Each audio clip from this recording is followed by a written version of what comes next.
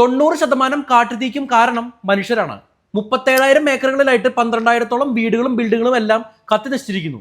16ഓളം ജീവനുകൾ നഷ്ടപ്പെട്ടെന്ന് മാത്രമേ കണക്കുകൾ കിട്ടിയിട്ടുള്ളൂ. ലോസ് ഏഞ്ചൽസിലെ ജനുവരി 7 മുതൽ തുടങ്ങിയ കാട്ടുതീ ജനുവരി 12 ഇന്നും വലിയ ശക്തിയായിട്ട് തന്നെ തുടർന്നുകൊണ്ടിരിക്കുകയാണ്. 1,50,000-ഓളം ജനങ്ങളെ സേഫായിട്ട് ഷെൽട്ടറുകളിലേക്ക് മാറ്റാൻ കഴിഞ്ഞെങ്കിലും പ്രളയത്തെ അതിജീവിച്ച നമുക്കറിയാം, പ്രതിസന്ധി തുടർന്നുകൊണ്ടേയിരിക്കുന്ന സാഹചര്യം വളരെയേറെ ദുഃഖകരമാണ്.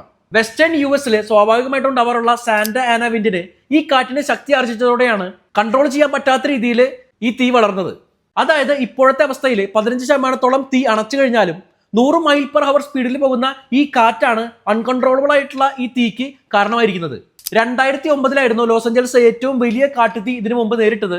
1,61,000 ഏക്കറുകളായിരുന്നു അന്ന് കാട്ടുതീ ബാധിച്ചത്.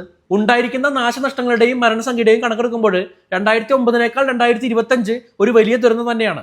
ഈ വലിയ കാട്ടുതീക്ക് ശേഷം ഇനി മഴ പെയ്യുകയാണെങ്കിൽ ഹീറ്റായി കിടക്കുന്ന മണ്ണ് ഈ മഴവെള്ളത്തിനെ റിപ്പൽ ചെയ്യും. മണ്ണ് വെള്ളം വലിച്ചെടുക്കില്ല. തുടർന്ന് ഇത് ഫ്ലഡിനും മണ്ണിടിച്ചിലിനും ഒക്കെ കാരണമായേക്കാം.